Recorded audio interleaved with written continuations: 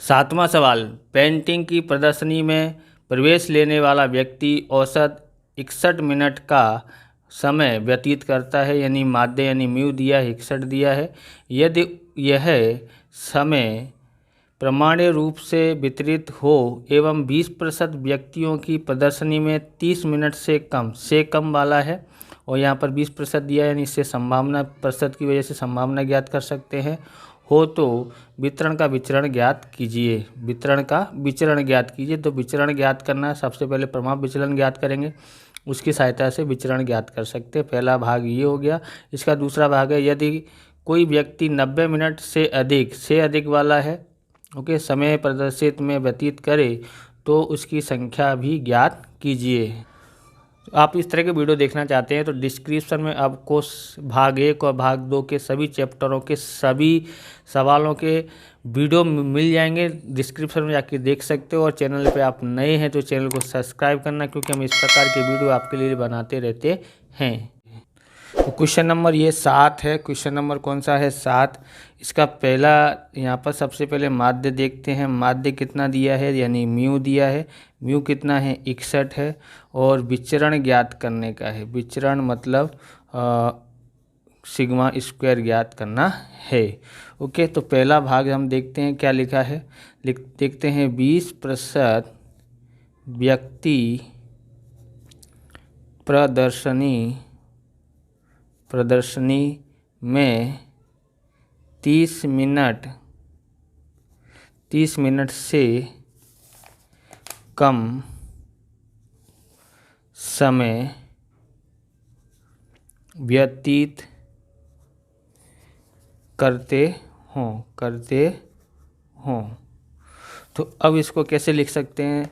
तो P x कम बोला है, यहाँ पर से कम बोला है, इसलिए less than equal to 30। Okay, इसको जेड में बराबर कितना % दिया है? 20। अब यहाँ पर हम लोग इसको जेड में बदलते हैं, तो ये जेड हो गया लेस देन इक्वल टू, ये हमारा हो गया जेड का सूत्र यहाँ लिखते हैं। जेड बराबर क्या होता है? एक्स माइनस म्यू बट्टे में प्रभाव विचलन। ओके, तो एक्स यहाँ पर कितना दिया है? 30, यहाँ लिखते हैं 30 माइनस म्यू कितना है? तो 61 है, बट्टे में प्रभाव विचलन बराबर, ये प्रतिशत में है, बट्टे में 100 लिख देते हैं। ओके, तो प्रतिशत हट जाएगा, संभावना ज्ञात हो जाएगी। इसके बाद हम लोग क्या लिखते हैं यहाँ पर? P Z less than equal to, इसमें से इसको घटाते हैं तो माइनस का 31 बट्टे में प्रभाव विचलन, ओके, बराबर 0.20 आता है। अब आपको समझ में आएगा यहाँ पर ये किसकी कीमत है? ये जेड है, ये Z1 की कीमत है। तो हम यहाँ पर लिखते हैं जहाँ Z1 बराबर कितना है? -31 बट्टे में प्रभाव विचलन। ओके, अब आकृति बना देते हैं। तो आकृति बनाते हैं, यहाँ पर है इन्फिनिटी, यहाँ पर भी ये माइनस की है और ये प्लस की है, बीच में हमारा क्या जाता है? Z बराबर 0। ओके, से कम बोला हो तो इधर साइड से जाएंगे, से कम बोला हो तो इधर से, यहाँ पर संभावना दी हुई है। संभावना दी हुई है तो ये किसके, मतलब ये इतना भाग कितना होता है? 0.5 होता है, या 50 होता है, या 5000, जो भी आप बोले, 0.5 होता है। ये कितना है? 0.2, तो कितना इसमें थोड़ा इससे दूर होगा ना, तो हम लोग बना देते हैं यहाँ तक। ओके, तो यहाँ क्या लिख देते हैं हम लोग? Z1 क्या लिख देते हैं यहाँ पर? Z1। तो क्यों ये बोला? से कम बोला हो तो बाईं ओर से जाते हैं आगे की तरफ, है, समझ में आया होगा। अब कितने सवाल कर लिए हैं इस तरह से, तो आपको समझ में आ गया होगा कि से कम बोला हो तो बाईं ओर से इधर साइड जाते हैं, से अधिक बोला हो तो दाईं ओर से इधर साइड जाते हैं। ओके, अब हमको यहाँ ज्ञात क्या करना है? Z1 ज्ञात करना है। Z1 कैसे ज्ञात कर सकते हैं तो देखेंगे। तो यहाँ हम देखते हैं, यहाँ लिखा था P Z1 less than equal to Z1 है, यहाँ पर Z1 की जगह पे ये लिखा हुआ है, समझ लो, बराबर। तो हम लोग या तो ये लिखें या इसकी जगह पे Z1 लिख देते हैं, बराबर 0.20 है। ओके, अब ये कैसे ज्ञात कर सकते हैं वो ध्यान रखना है। ओके, तो इसकी यहाँ पर इसके जगह पे हम लोग यहाँ सूत्र बनाएंगे। तो ये Z से लेकर के Z1 हमको ज्ञात करना है। अब ये यहाँ से पहले तो यहाँ से यहाँ तक का भाग कितना होता है 0.5 होता है, उसमें से ये वाला भाग हमको घटाना पड़ेगा। तो बड़ा भाग कौन सा है ये, तो ये वाले भाग में से ये वाला भाग घटाना है। तो हम लोग यहाँ लिखेंगे P कहाँ से, यहाँ से, तो minus infinity less than equal to नहीं लगाएंगे। तो जब भी इन्फिनिटी दिया हो तो लेस देन इक्वल टू नहीं लगाते हैं, खाली लेस देन लगा देते हैं। फिर यहाँ से कहाँ तक जाना है, यहाँ तक, तो बीच में क्या लिखना है जेड, बीच में क्या लिखते हैं Z less than equal to कहाँ तक, 0 तक। जेड की कीमत 0 में से ये वाला भाग घटाना है, कौन सा वाला, ये वाला भाग। तो कहाँ से है यहाँ पर P Z1 से Z1 less than equal to Z less than equal to कहाँ 0। ओके, ये वाला भाग घटाने तो ये वाली कीमत और ये वाली कीमत आगे लिख देने का है, बराबर, पहले और लास्ट में, फिर इसको कोष्टक बीच में जेड आ जाता है। अब ये इसका संभावना कितना दिया है 0.20 दिया है। ओके, अब हमने क्या लिखा है 0.20 यहाँ पर है ना, 0.20 है तो क्या करेंगे, तो हम यहाँ पर आगे करेंगे 0.20 बराबर, इसकी कीमत हमारे पास कितनी है 0.5। यहाँ से यहाँ तक ज्ञात करने का ही नहीं होता है, हमेशा याद रखने का, ये से 0.5 होता है, minus P(Z1) less than equal to Z less than equal to 0, ये उतार दिया है। अब यहाँ पर देखेंगे, इसको इधर ले आते हैं तो प्लस का हो जाएगा Z1 less than equal to Z less than equal to 0 बराबर, ये यहाँ पर 0.5 है। ओके, ये इधर जाएगा तो माइनस का हो जाएगा 0.2 या 20 जो भी लिखना है। अब P(Z1) less than equal to Z less than equal to 0। Okay, बराबर क्या है यहाँ पर 0.3 आता है। अब इसको हम लोग को जेड टेबल पे देखना पड़ेगा, इसलिए हम इसको क्या लिख देते हैं 3000, बराबर। जेड ज्ञात करना है इसलिए उल्टा टेबल देखना पड़ेगा, यानी 3000 देखना पड़ेगा कहाँ पर है, तो 3000 देखते हैं, 3000, तो ये रहा 3000 है ही नहीं, ये 3000 से ज़्यादा है और ये 3000 से कम है। अब दोनों में से इसमें देखो डिफरेंट यहाँ पर बहुत ज़्यादा है, यहाँ पर कम है, यहाँ ये 5 ही कम है और ये 23 ज़्यादा है, तो कौन सा लेना सही रहेगा, तो हमको ये लेना सही रहेगा। तो इसका देखते हैं, यहाँ पर 8 है और इसके ऊपर देखते हैं तो कितना 0.04 है, तो यहाँ पर 0.8 और 0.04 जोड़ते हैं तो 84 हो जाता है।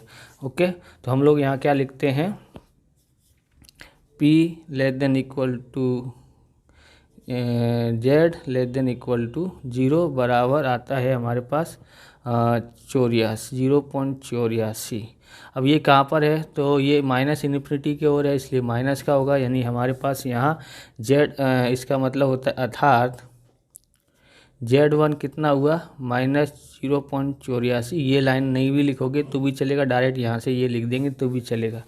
अब हमको ज्ञात करना है, क्या ज्ञात करना है Z1, तो Z1 हमने ऊपर लिखा था 31 बट्टे में प्रमाप विचलन माइनस का, कहाँ पर आया ये रहा ना। अब ज्ञात करते हैं, तो कैसे ज्ञात करेंगे, Z1 कितना आया -84, 0.84 बराबर -31 बट्टे में प्रमाप विचलन। अब यहाँ पर ये प्रमाप विचलन भाग में है, इधर ले आते हैं तो ऊपर आ जाएगा, यहाँ पर माइनस का 31 और ये कहाँ चला जाएगा इसके बट्टे में। आप कैलकुलेटर पे भाग दोगे तो आ जाएगा, हमें तो याद है। तो कितना आता है यहाँ पर 36.9 आता है, या 90 लिख सकते हो, या फिर 9 भी लिख सकते हो। तो ये हमारा प्रमाप विचलन आया, प्रमाप विचलन आया है। इससे सहायता से हम लोग विचरण ज्ञात कर सकते हैं। तो विचरण ज्ञात करेंगे, विचरण में क्या होता है, तो यहाँ पर होता है सिग्मा की 2 घात, यहाँ पर करेंगे सिग्मा की 2 घात, मतलब इसका क्या करेंगे वर्ग करेंगे। ओके, वर्ग तो आपको करना होता है, आता ही होगा, इसका गुणा इसमें ही करना है। तो कितना हो जाएगा यहाँ पर, तो प्रमाप विचलन बराबर हमारे पास आता है 1361.61। ओके, ये हमने प्रमाप विचलन ज्ञात किया। अब इसका दूसरा भाग करते हैं। तो दूसरा भाग है हमारे पास यहाँ पर, दूसरा क्या है, कोई व्यक्ति 90 मिनट से अधिक समय प्रदर्शनी में व्यतीत करे उसकी संभावना ओके ज्ञात करना है। तो यहाँ पर सिंपल वाला सवाल है ये। तो एक्स ले तो से अधिक बोला, से अधिक होता है तो ग्रेटर देन लगाते हैं 90 ओके बराबर जेड की कीमत में बदलते हैं। तो यहाँ पर देखो जेड का सूत्र आपको याद ही होगा एक्स माइनस म्यू बट्टे में सिग्मा ओके। तो यहाँ लिखते हैं इसकी जगह एक्स की जगह पर Z greater than equal to इधर लिखते हैं 90 और म्यू कितना था 61 था और प्रमाप विचलन कितना आया है 36.90 आया है। अब इसकी कीमत में यहाँ लिखते हैं P Z greater than equal to घटा के भाग दोगे ना तो यहाँ पर जैसे तो 29 आता है 29 बट्टे में कितना है 36.90 ओके। तो P बराबर Z greater than equal to इससे भाग दोगे तो 0.79 आता है 0.79 आता है। आकृति बनाते हैं तो से अधिक दिया हो तो यहाँ पर देखो माइनस का इन्फिनिटी आता है और यहाँ पर प्लस का। से अधिक दिया हो तो हम लोग कहाँ से लेते हैं यहाँ पर बीच में करते हैं जेड बराबर 0। से अधिक दिया हो तो इधर साइड से दाहिनी ओर से बाईं ओर जाते हैं तो इधर साइड से जाएंगे कहाँ तक जाएंगे ये आपको अंदाज़ा लगाना है। तो देखो यहाँ ये जो दिया था ना माध्य कितना था 61 और ये कितना है 90 तो इससे थोड़ा दूर होगा कि नहीं होगा। यहाँ बीच में क्या आता है इसके संभावना के ऊपर से ज्ञात कर सकते हैं अथवा तो इन कीमतों के ऊपर से भी हम लोग बना सकते हैं। तो ये थोड़ा इससे दूर होगा क्योंकि माध्य कितना है 61 यानी माध्य यहाँ पर आ सकता है इससे दूर होगा। यहाँ तक हम लोग कर देते हैं और इसको डिजाइन बना देते हैं। बना दिया। अब हमको इसको कैसे ज्ञात करना है तो आपको पता ही होगा कि यहाँ से यहाँ तक का भाग हमको पता है ना। तो यहाँ से यहाँ तक के भाग में से यहाँ तक के भाग को घटाना है।